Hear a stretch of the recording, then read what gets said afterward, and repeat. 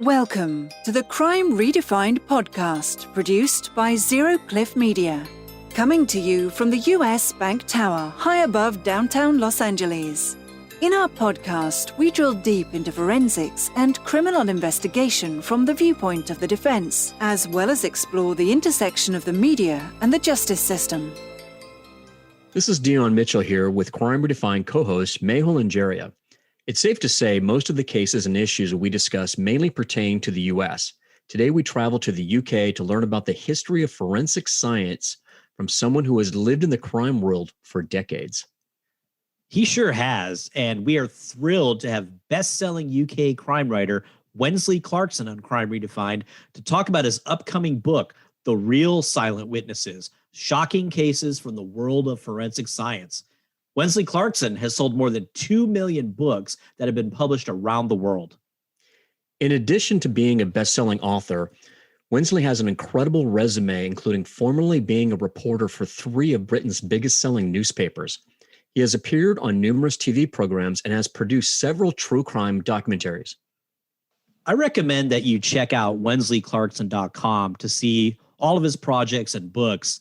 And there are a few interviews on that site that really stuck out to me. One was on the National Geographic Channel, in which Wensley is talking about this deep network that he has developed over the years of working as an investigative reporter and author.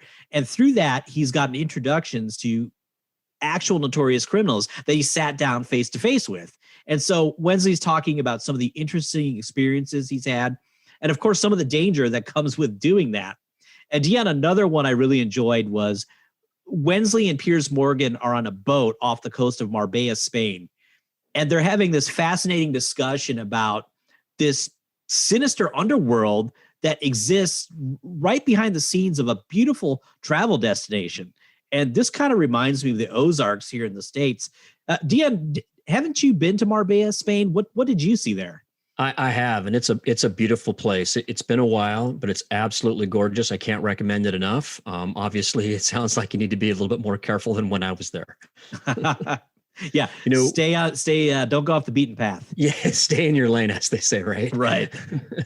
Mehul, we were really lucky to get an advance copy of Wensley's new book, The Real Silent Witnesses: Shocking Cases from the World of Forensic Science.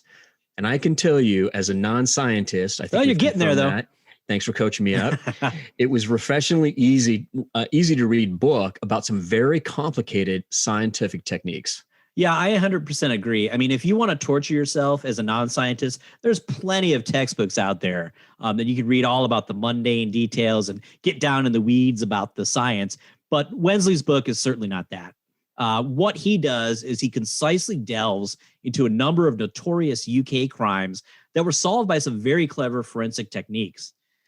I particularly enjoyed the section that he wrote about the history of the development of DNA for use in forensic science by Sir Alec Jeffreys, and kind of the first case that it was used on. And as a DNA expert, I knew much of that story, but I got to say that Wensley included a lot of details that I had never heard, and it really added some color and filled out that story for me. And for me, it made it really, like I said before, it really made it easy to read, and it was a real page turner. Wensley is a fascinating guy. So without further ado or teasing, here's our interview. Wensley, it's great to have you on Crime Redefined. We're super excited to have a sneak peek at your forthcoming book and really can't wait to talk to you about it. Great. It was lovely to be on. Thank you for having me. So let's just jump right in. What was your favorite part about working on The Real Silent Witness: Shocking Cases from the World of Forensic Science? I think it's getting beneath the skin of some of the most famous, certainly in Britain, pathologists, as we call them, coroners, possibly is another description, or medical examiner. I used to live in LA, so I even know the right terms. And some of these characters, they're amazing. I mean, they're fascinating, eccentric people, not always, but often. And in England particularly, there were some very eccentric ones in the 70s and 80s, when I was starting off as a crime reporter in London, and one particular one I met and had quite a lot to do with, but there are a whole load of others. But there's a history of forensic science, obviously having close links to Britain as well as elsewhere, And I wanted to inject some history and some of these characters into it rather than it just be case histories. Well, Wensley, give us your thoughts on why the term silent witness is so fitting to describe forensic science and the evidence that it generates. Well, literally, that's what dead bodies are. They're silent witnesses. And they, as I'm sure we all know, can tell you so much stuff, even though those people have sadly died. And it took a long time before the police and other law enforcement agencies really acknowledged and appreciated this. I think even going up to the 1950s, 1960s, although they obviously existed and have existed for hundreds of years, they weren't really liked or taken seriously by the police often. Well, for those of us not so familiar with the BBC show Silent Witness, Wensley, can you give us a little history of that show and why it's managed to stay on the air all these years? Yeah, I think it's one of the longest running crime shows, dramas in certainly in English television history. It doesn't come quite close to Law and Order, but it's not far off it. And it's a very simple show based around one main pathologist, stroke coroner, and the dramas are fairly simple. The issues are fairly simple, but it has had an amazing following and still has an amazing following. I think it's on series 25, which is a vast amount of television. And most shows, I think, go between 8 and 10 series at the most. And that show's still going now, and it's called The Silent Witness, which is obviously a play on words. My book's called The Silent Witnesses. And that's the same reason it's called that as I've called my book what it is, because the dead tell us everything. And I think if you go back hundreds of years when people died, obviously there wasn't the science around, and therefore a lot of people would die and be murdered, and the police or investigators didn't even realize it a lot of the time. But what's so important about the last 30 and 40 years, which coincides with the history of the program Silent Witness, is that the role of pathologists and coroners has become even more important and even more vital. And in a way, they've become the investigators alongside the police officers and other law enforcement agencies. You know, I really enjoyed reading that part of your book about the fan loyalty and how, one little minute change in the, a talent or something that wasn't real, everybody immediately goes on to social media to talk about. I really enjoyed that kind of fan engagement. And it must be a nightmare because you've got to get everything absolutely spot on. Right. But at the same time, that program has to develop dramas that have all the traditional dramatic arcs so that they work as a piece of watchable television, as well as being authentic and realistic and accurate. I really appreciated in that section of your book, because that's the ultimate development high wire act. Exactly. It really is the ultimate high wire development act. I was going to ask you, what kind of research did you do for this new book? Look, with me, I've written a lot of books, and I've been in the trade of journalism, if you want to call it that, for 45 years. And there are a lot of crossovers. And the reason I'm giving you a long-winded answer is, yes, I've done a lot of contemporary research, but a lot of it I have come across while I've been working on other crimes and other jobs and other books and other newspaper articles. So I've been very fortunate because, like when I referred earlier to one particular coroner, a pathologist who I really admired, and he was somebody I met way back, and I kept an eye on his career, and I've watched the career of others. And of course, the invention of DNA and how that evolved, which is an important part of my book, because it's had such a huge effect on the ability of law enforcement to solve murders. Therefore, a lot of the information I've been able to gather from people I already knew, which was very fortunate for me. Well, Wensley, before you were kind of in the bloodstream of talking to forensic scientists and doing investigative reporting and all of that, what was your impression of forensic scientists before you came to know them? Well, that's an interesting question because we're talking about the 80s, late 70s, early 80s, which was a time when I, like the policeman who I dealt with a lot in London in those days, was a little bit cynical about certain aspects of forensic science. And I think I was guilty alongside law enforcement, not always taking them seriously enough. And there's an interesting parallel with the pandemic that's going on now. And that is, we're questioning the scientists all the time at the moment, much more than we've ever done before. But there was always that element of questioning scientists back in those days that I've just referred to in terms of forensics, because there were moments when policemen were not necessarily accepting the word of the scientists. And this is quite an interesting attitude and very unfair in a way, but there's always this weird halfway house between forensic science and practicability. In other words, as far as a policeman is concerned, the ability to investigate and solve a crime, even if the science isn't always taking you in the right direction, and vice versa. In the book, the term Bothan is used to describe forensic scientists. Can you shed a little light on what that means and kind of what the implication is? It sort of sums up the very thing I've just been talking about, because a boffin is a serious academic person. It's a slang word, I guess you would say, but not fully slang. It's in all dictionaries. And that does sum up the slight hesitation that police and other law enforcement and sometimes journalists like myself have with taking every aspect of the results of a forensic investigation literally and seriously. Although, as I keep saying, these days that doesn't happen so often. Wensley, what's the big picture? What was your goal in writing this book about forensic science, and specifically, who was your target audience?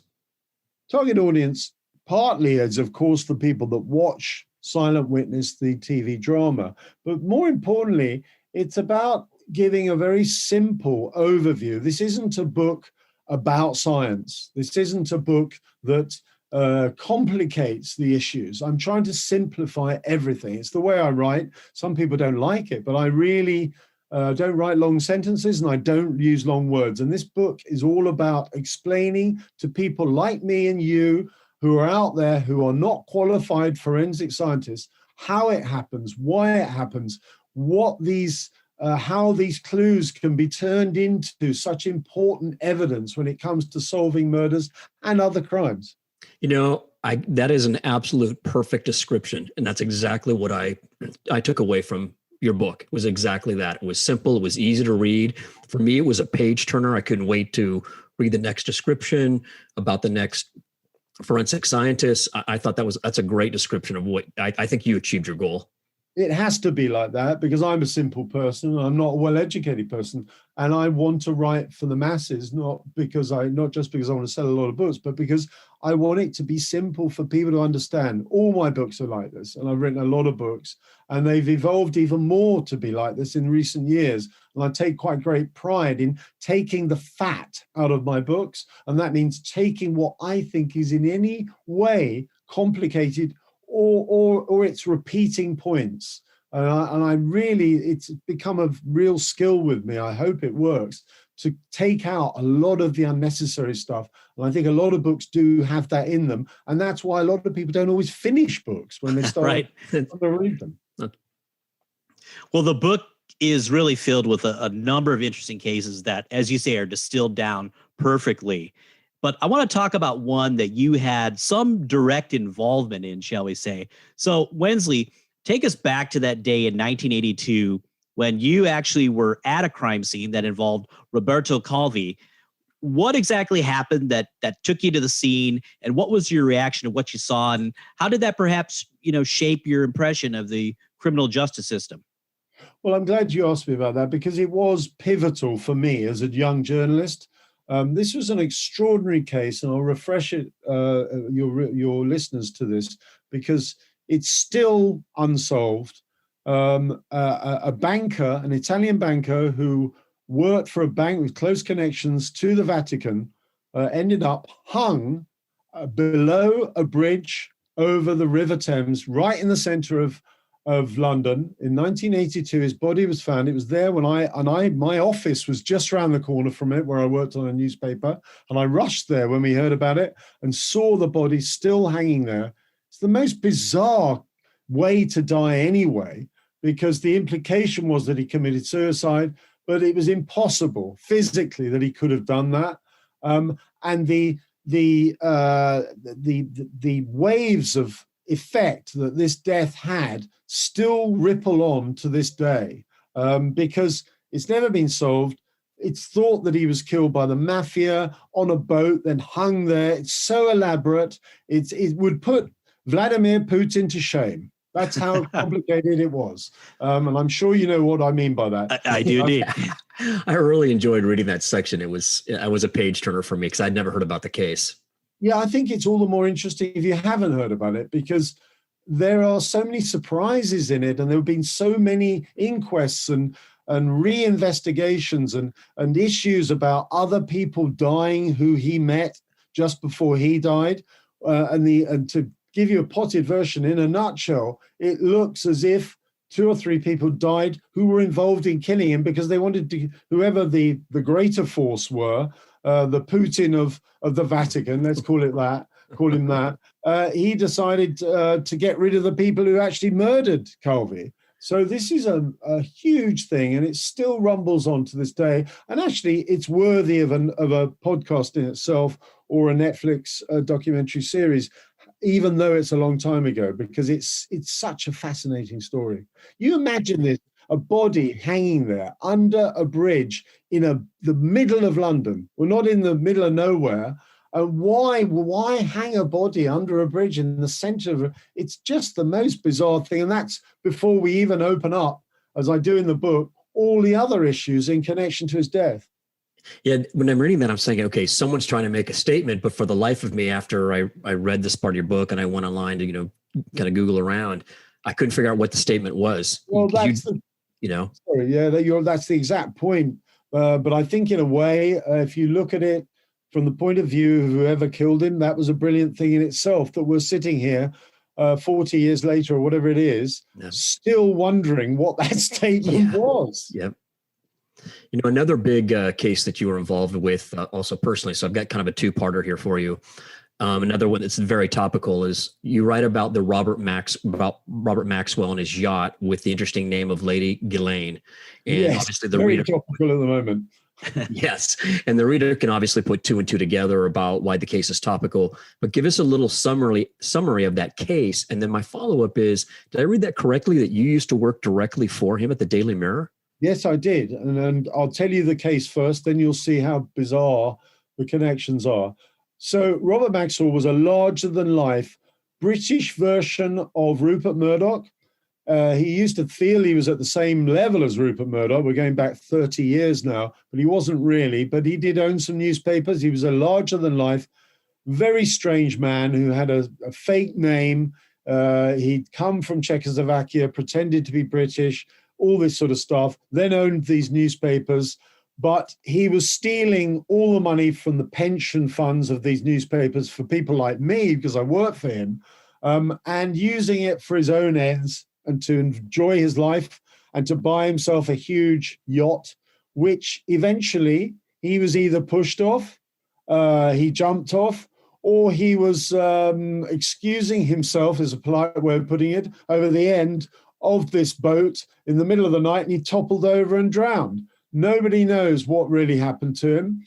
And this happened just off the coast of the Canary Islands, which is a Spanish group of islands off the African coast, a long way from Spain, but owned by Spain. And the reason why this case is extraordinary is from a forensic point of view, we had one forensic science examining the body in Spain, which was the territory where he died. Then the body was rushed to Israel because he was going to be dealt with from a funeral point of view as quickly as possible, in line with the Jewish faith. And another forensic scientist examined his body. They both disagreed with what had happened to him. Then a very eccentric British forensic scientist was involved, who was hired by the insurers because they were only prepared to pay out on it if it wasn't suicide. So a third person then examined this body all in the space of days. And this was the story of Robert Maxwell. And his death summed up his life, which was chaos. He was a war hero. He then changed his name, as I mentioned earlier. And then he became this incredibly famous person in Britain as a Rupert Murdoch type figure. And then he died owing trillions of dollars. I mean, he owed so much money all over the place. He'd stolen it out of pension funds, as I said, and then he ends up dead. Now we go to his daughter, 30 years later, who is accused and in prison and accused of being involved with Jeffrey Epstein, who himself committed suicide in prison. It's a funny old world, is what I'll say. I guess the apple doesn't fall far from the tree.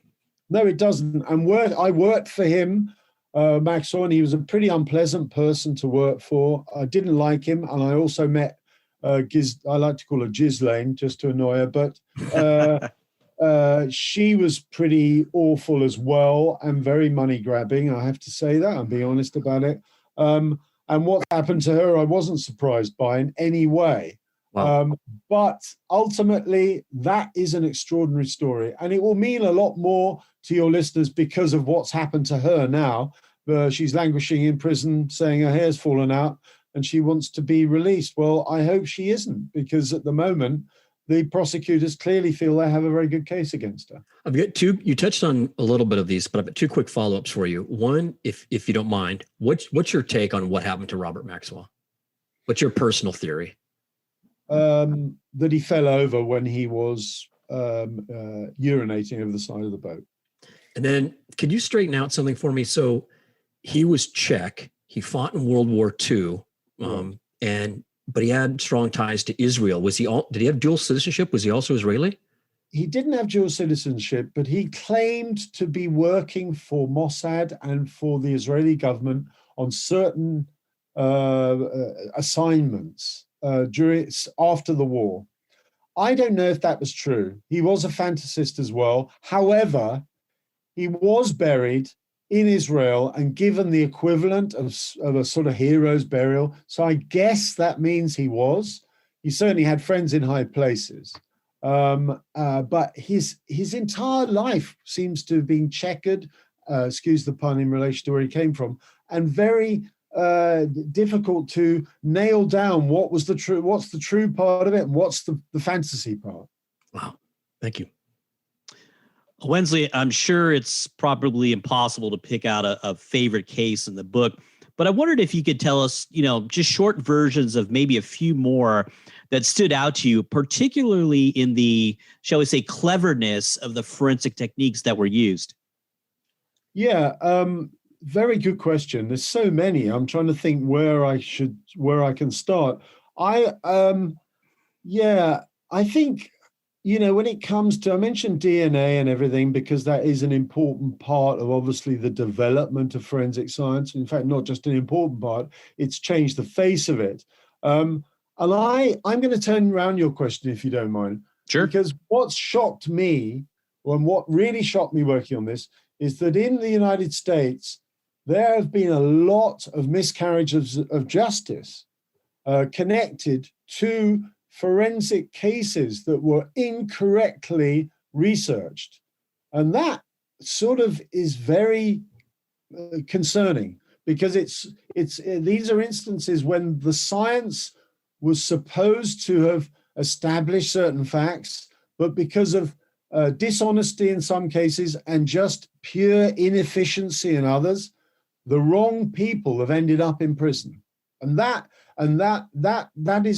are examples of where forensic science was taken too literally and led to the imprisonment of people when it was incorrectly researched and incorrectly concluded. And I think those cases, I won't go into them in name now, but they are very important to read about in my book, because they tell us the other side of it. Yes, forensic science has improved the ability for law enforcement to solve murders tenfold. But at the same time, as I outline in my book, there are cases where really forensic science has been used as an excuse to put people in prison for crimes they haven't committed. Great point and observation. And to follow up on that, Wensley, in your book, you talk about how in the UK, it almost seems like they repealed the double jeopardy law. Can you tell us a little bit about the how and why behind that? Yeah, this is terribly important because double jeopardy obviously means you can or can't be prosecuted for a crime you're found innocent of. And they, as you rightly said, they repealed this, which was terribly important because of the development of DNA and other forensic sciences, which have helped solve murders since a lot of murders were committed 30, 40 years ago. Now, a lot of cold cases are being solved thanks to this. And also in relation to my previous point, because of the ability to re-examine cold cases, it has forensic science has helped enormously, and it's outlined in great detail in my book. But it's also helped get those very people I've just been referring to who were in prison for crimes they didn't commit. It's helped to get them off. So forensic science was used incorrectly, but it also was then used properly in cold case scenarios to help innocent people get out and to also imprison the guilty who were not found guilty when they originally committed their crimes.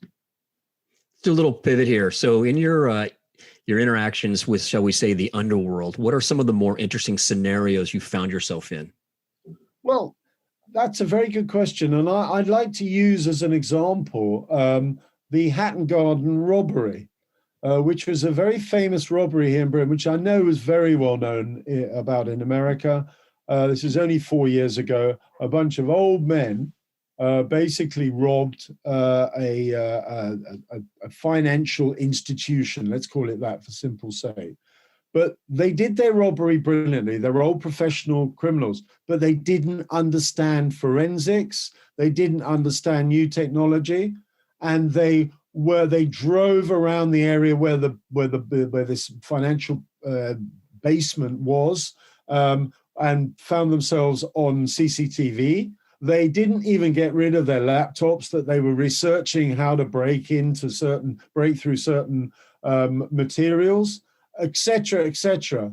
And they left all their DNA everywhere, and they even left some of the instruments they used to break in. And I just, when the old school of criminality meets the new school of forensic science and new technology, there's only one winner. Yeah, great point. Wensley, I'm curious to hear your thoughts on how the relationship between forensic scientists and the police has evolved over the years. Well, as I touched upon earlier, it hasn't been the greatest of relationships over the years. It's only possibly in the last 20 years that the police have had to sort of give forensic science a nod and to accept and agree and understand and appreciate how important their role is in solving murders and other crimes. And the police are still a little bit suspicious of scientists. I think maybe they feel a little bit as if they're inferior to the scientists because they're well-read academics, which is a ludicrous thing to do. But I think now they've had to get over this. And it's the same in America as it is in Britain, and I'm sure in a lot of other countries. The way that this relationship has evolved, it has to be out of mutual respect. And I think for a long time, neither side really respected the other. But now they do. And now they have to accept, certainly the police and law enforcement agencies, that without forensic science, they probably wouldn't solve 50% of the crimes, certainly 50% of the murders that they are faced with having to investigate. Yeah, and I found it interesting, the discussion in the book about how in the very early days of forensics, the detectives were actually annoyed by the forensic scientists in that they felt like they had their man or woman, and they're like, why do we have to wait for this nerd to do all these tests and think of every angle? Can't we just go out and arrest the guy? And ironically now, with DNA and databases and all of this, the forensic scientists are actually saving the detectives a lot of time. So it's really evolved and kind of flipped. Absolutely, but it's about control. And here's a really strange way of putting it, but I'm going to. It's almost the way that the outgoing president questioned the scientists over the pandemic and is questioned and in some ways dismissed the attitude of scientists and dismissed the attitude of others in relation to certain issues. Now, if you think about that attitude and you replace the outgoing president with a policeman and a scientist, maybe that makes sense. I hope it does, because there's this mistrust, and there has been this mistrust, and it's existed for a long time. And unfortunately, certain incidences, like the treatment of some of the scientists in relation to the pandemic, mean that attitude hasn't entirely dissolved. It's still there to a certain degree. But I think, funny enough, in law enforcement, they really understand how important forensics are now, finally. Wensley, now that we've had TV shows like CSI and The Silent Witness, without giving up any story ideas you're working on, from what angle do you think forensic science should next be portrayed on TV and film? That's a very good question. There was a point with CSI and some other shows that it was almost like overexposed, and there was too much of it. And I think also, I remember talking to a lot of policemen and forensics about this. They felt that CSI particularly, and to a certain degree, Silent Witness, the TV program that is an equivalent show here, they oversimplify the ease with which forensic science can solve crimes. But I think you have to appreciate that drama can't take too long to tell a story, otherwise it becomes boring. And I'm not sure if I'm slightly going off piste a bit there, but in terms of a new show, I think it's a really tricky one. I think the fact that forensic science and forensic scientists are now playing so much larger a role in investigating murders directly, I think that really a show that combines that even more than CSI has in the past may be the way to go. And I think also we have to see occasions when science isn't always right. And I think sometimes in CSI particularly, it was almost like there was no way to disprove anything. It was automatic. It was done deal once you brought the forensic specialist in, right? That's a great point. It's to tell it that's always not correct, because that's actually more real world of what we're dealing with, especially here in the States. Well, also for me, it took the drama out of CSI, especially towards the end of it. I mean, I think it still exists, but to me, it finished it's no longer worth watching. But you sort of knew what was coming in a sense. And I think that's the challenge for Hollywood and for Netflix and all the others, to come up with a format that's going to give you something that's going to take it further, but still possess an element of drama. Did they do it? Didn't they do it? It's old fashioned, but you got to get that in there. And I think it's quite tricky, but I'm sure someone will come up with something brilliant soon. To the extent that you can answer, Wensley, what sort of other projects are you currently working on? Well, I've done a number of books this year, more than I usually do, which are coming out over a certain period of time. I write a lot about professional criminals, and I have got another book coming up about a drug lord, and I'm very interested in the face of crime and how it's changing, particularly in Britain, which is very reflected in America and vice versa. The age of the criminals, they're younger and younger. The gangs are coming out of certain areas, certain cities, how they evolve. And in the case of Britain, how foreign gangs have come in and taken over certain territories. And how much better a lot of those criminals are at committing crimes than the Brits are, I have hastened to add. And also, of course, cybercrime. Cybercrime isn't so sexy to write about, but it's so relevant. Of course, and I believe it's 80% of criminality now revolves around cybercrime. So those are the elements. I'm constantly looking for new material. I've been very fortunate to keep being commissioned to write books, and I've got other books to write, which I'm being commissioned to do already now into 2021 and 2022. So it's just the way it evolves. As I said earlier, all my books are very simple, easy to read books, I hope. But I think people need to understand what's going on. And I think that if a book is too complicated, too complex, too scientific, I think a lot of people don't finish reading it or even pick it up in the first place.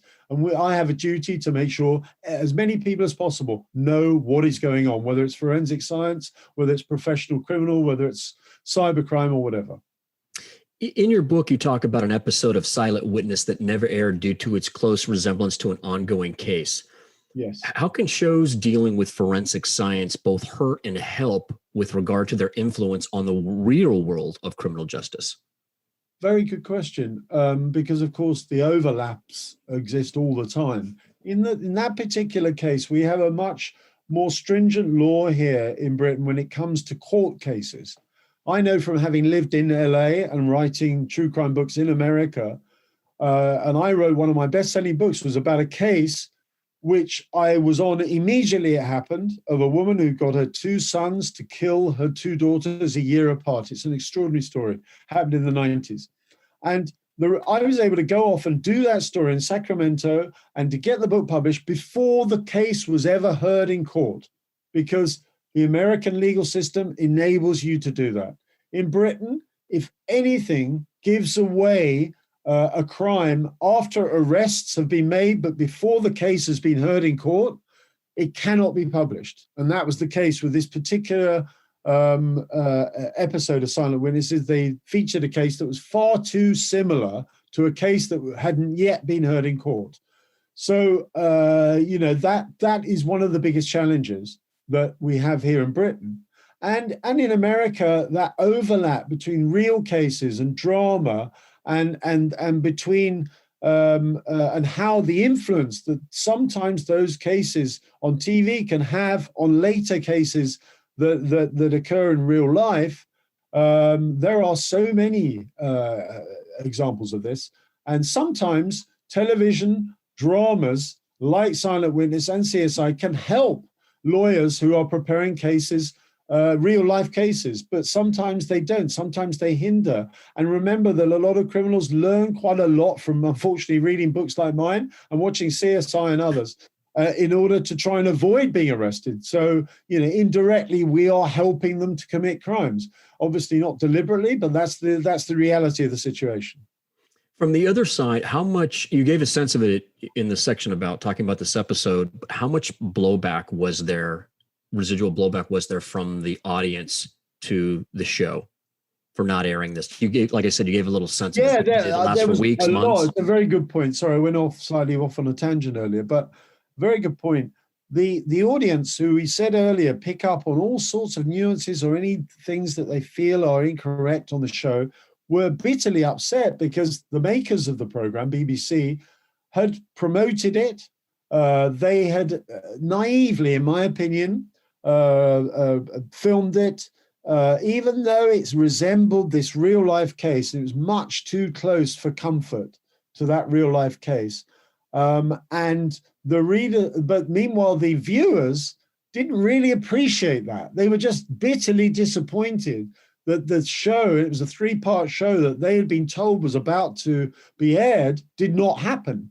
And when you have a show like Silent Witness and CSI, the audience is all important, obviously. They are expecting and they are wanting issues to be covered. And they are being fed promotional material by these TV programs, telling them what's coming. So when it doesn't come and it gets chucked out, there's a lot of disappointment and anger from the viewers. Do you know if any heads rolled on that? Because I could not believe the size of the budget for that special. I mean, I just like, whoa! I didn't know that BBC had that kind of money. Well, yes, in the millions of pounds, and I don't know is the honest truth on that. I think if a head did roll, especially in a place like the BBC, which is a very corporate institution in many ways, we probably don't know that it was related directly to that. But I would be surprised like you if they weren't. And it was a massive mistake. But, I have to say in fairness, if that would not have occurred in America for the reasons I've just explained, because the legal system is different. And I don't know, I'd like to ask you for a moment, which do you think's fairer? Is it fair really to report, as I did with a best-selling book and as this program was supposed to do, on something that is based on a real crime before it's been dealt with in a court of law? That's a great question. The problem with asking us that is that it's been in the system with us. That's all we know. So yes, we're so used true. to, seeing See, it in like the eyes of the British justice system, it's not fair you're basically judging, you're the judge and the jury before it ever gets to court. And that's the reason why we have. No, I agree. You're skewing the playing field before it gets in front of the jury or anyone else. So I completely understand why they would do this. And it does have an impact. People watch a lot of TV here, and I think it has a huge impact on people's perceptions. I mean, they say they go in, but I don't know how you can block that out. Yeah, no, absolutely. It's impossible. And I think now even more so with social media, etc.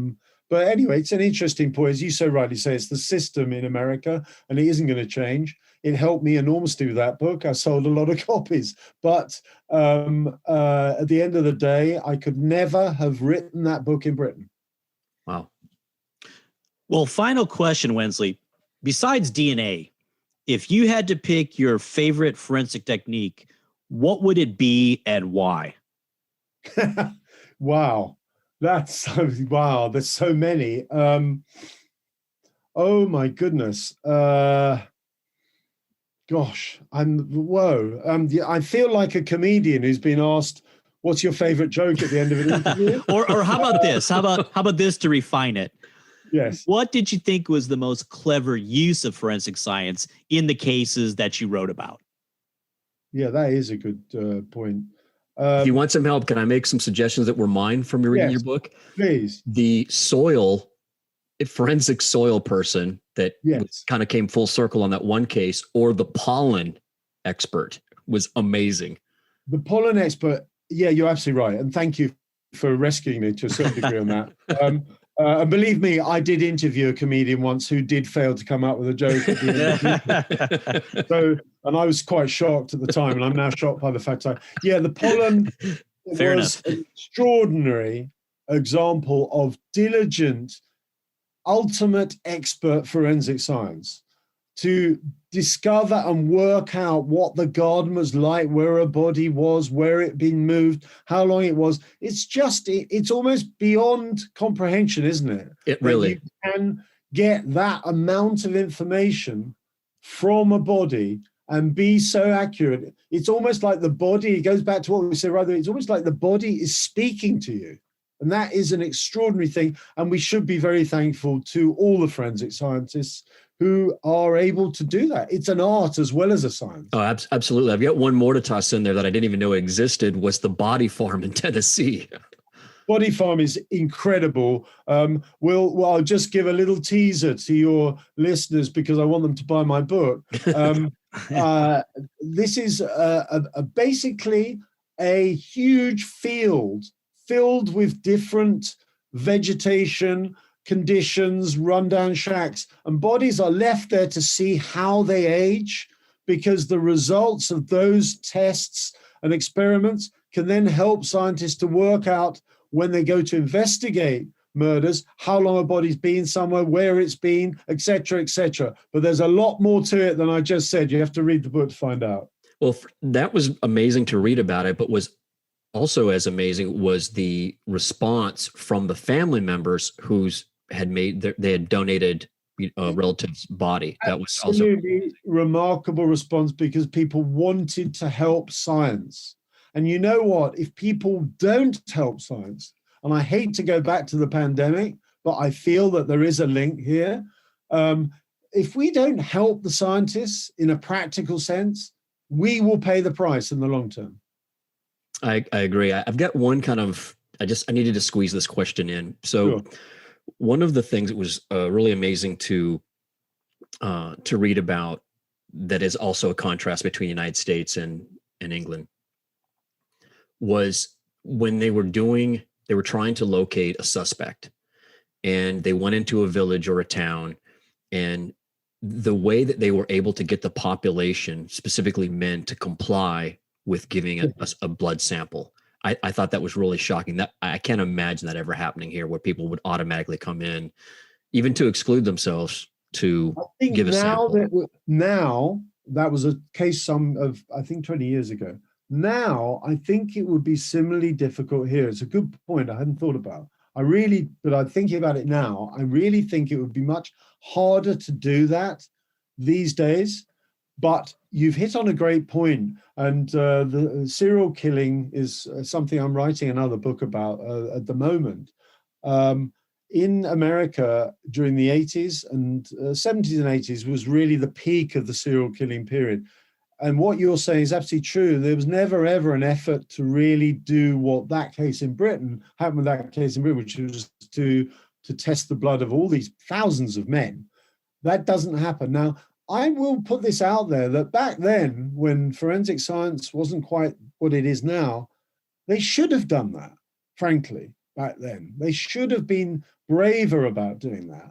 However, going back to your point, it would never have been acceptable, I'm sure, in America, which is why it didn't happen then. And I don't think there's any question of it being required now so much, because forensic science has become so much more efficient in a sense. But it's a good point. But I think you'll find some countries still do it. I have been doing some Russian serial killing cases, and they were doing those sort of testing until very recently. But that's a different society. Well, Wensley, it was so great talking to you today. And I really thoroughly enjoyed your book, all aspects, from the history to the description of the tech, the interesting cases, and even the showbiz. So thank you so much for joining us today on Crime Redefined. Pleasure. And thank you very much for having me. All right. So after talking to Wensley, I've got to read all of his books. He really has his hooks deep into crime and all of the surrounding issues, and what a fascinating career and viewpoint he's had. I have to admit that I had never heard of the Silent Witness TV show. Neither have I. Yeah.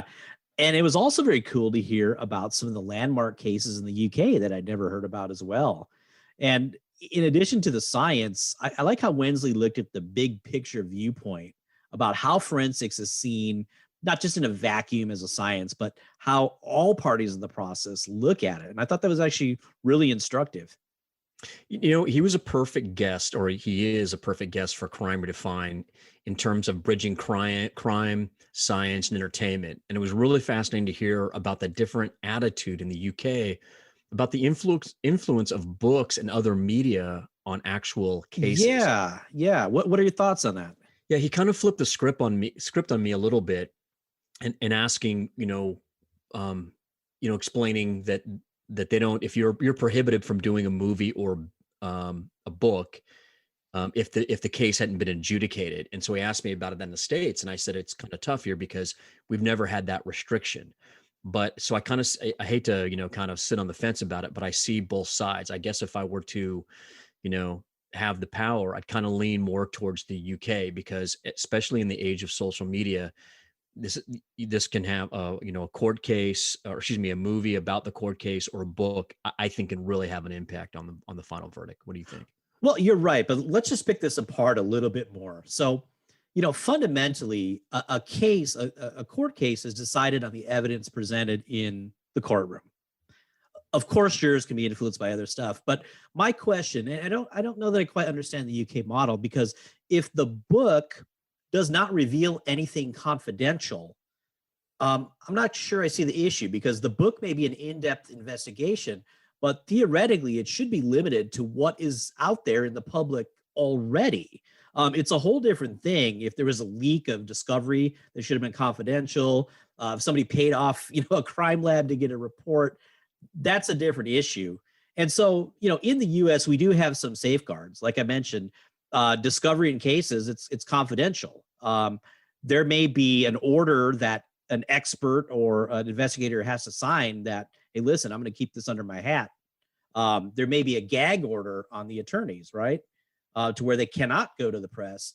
And of course, we could sequester jurors and all of that, and maybe even change the venue of the case to try to prevent some of the influence. Now, It's funny how attorneys look at this, right? Some attorneys would say, well, listen, we try the case in the courtroom and not in the media. Other attorneys might say, well, wait a minute, I can leverage the media, to kind of set the narrative before the case even starts. And Dion, I watched recently this limited series on HBO, The Undoing. Are you familiar with this with Hugh Grant? Yes. Yeah. So it was interesting there, and I don't want to give anything away, but he had a very high-powered defense attorney, and Hugh Grant was a defendant. He's a very charismatic guy, like Hugh Grant is, and he's a doctor. And they made the conscious decision to actually go on and do a news interview before the trial. Now, whether or not that worked, I won't talk about because that may give it away. So, I mean, like you say, in this day and age with social media, we can't block out everything. But in terms of a book or a magazine article, I mean, that to me is not strictly evidence. So I'm not sure I quite understand the UK model. So that's my 2 cents on it. Yeah, you kind of already changed, my mind on it. Okay. Because I'm definitely, lean heavily towards free speech. And so you don't want to have books and movies and stuff being canceled out. I guess my fear is just the power of big tech now in influencing everything. And I think we're so addicted to our phones that let's just say you wanted to go on your Facebook page, over to the right, you're going to see this little feed, something about the case, and that can start to seep in. And that's my concern. The big tech and the way that we're hooked on it it's for me, it's just a game changer. But like I said, I lean towards the freedom of speech and not, putting any restrictions for someone, producing something. Yeah, exactly. So, bigger picture, it is becoming harder and harder to shield jurors because, like you say, they might not go looking for information, but my gosh, you turn on your Google News feed and that's right. You can't help but see it. So it sort of is what it is. And I agree. Bottom line for me on him and this book is if you're a CSI, forensic files, or a crime junkie, this is your playbook and it's a must read. Yeah, I agree. It's a companion to any of these pursuits or shows that you're watching. Another comment I had in the book is that, there's always an interesting tension in forensic science between what is possible and what is cool with the science and what dangers those novel techniques could bring. So, for example, the question, when you talk about a technique, and there were some cool ones he talked about, trace evidence and forensic ecology, the question is not, can that work or can it be right? That's part of it. But the other part of it is, can that technique be wrong, right? Because we're dealing with people's lives here. So let's go with the ecology, looking at the soil and looking at the flowers and all that. And he talks about a really interesting case where the body had all these residues on it. And ultimately they went to this house that fit the ecological profile. But the question is, did you then go in a 10-mile radius and see any other houses that could have that ecological profile? What's the error rate of the technique? So a lot of techniques are cool and could be used, but they have to be properly validated. And this speaks to what we're looking at in forensic science now with the bite marks and all sorts of different techniques. So if some of these are just used as an investigative lead, then maybe it's not that big of a deal. If it then leads to something more concrete. But the point I'm making here is that if you have a technique that's cool and could work, but might not work, you might start pointing the finger at people who are actually innocent. And that could become compelling evidence in a trial, even though it's really just an investigative lead. There's a real world example of that right now. We've talked about this before. When we're looking at DNA, a lot of times all we can say is that it's DNA. We can identify blood, we can identify semen, we can sort of identify saliva. Other than that, we don't have tests. Well, people have been researching for years about using messenger RNA to identify body fluid. And we know through research it can be done, but it's just not ready for prime time yet because it hasn't been made. There's not a set protocol or validation or all of that. So sometimes the imagination gets ahead of what really should be used in forensic science. I agree. And I think the term that I like that you just mentioned is investigative lead. I would feel more comfortable if that was the case. The thing that bothered me and that I was a little bit shocked, because it is obviously a different judicial system, is how absolute these findings were being portrayed. And you gave a great example. Like, did you go down to the neighbor's house and check the soil there? And then there was so many different categories of these forensic specialists that I think I even made the comment to Wensley, like, man, don't do a crime between the CCCTV and all these different specialists. You have no chance, because they were taking it as almost a conviction on what they were finding. But I just think it would be better if it was looked on as an investigative lead than as concrete as it was being portrayed. Yeah, absolutely. So, Dion, I have a question for you. Am I still a boffin, or have I evolved some, perhaps a level of recovering boffin? No, you've upped your game, and that's minor league stuff for you. Your boffin is in your rearview mirror. All right, good. I thought Wensley did a great job of balancing the science with what the real world, in terms of how law enforcement sees it, and of course, most importantly, how jurors see it. What do you think? Yeah.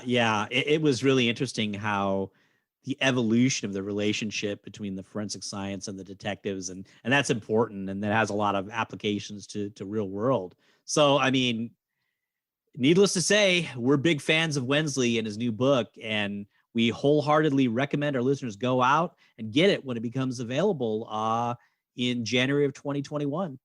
It sounds like he has some more fascinating books on the horizon, and we look forward to chatting with Wensley again in the near future. We want to say thanks again to all of our wonderful listeners and social media followers. We hope you are all staying safe and healthy. And as a reminder, all episodes are available at crimeredefined.com, which also contains links to Crime Redefined on all the majors, Spotify, iTunes, as well as many others. And it also has links to all of our social media accounts. So be safe and take care from Crime Redefined. Thank you for listening to the Crime Redefined podcast. Like us on Facebook and follow us on Twitter at Crime Redefined. Please send us your comments and questions and join us for the next episode.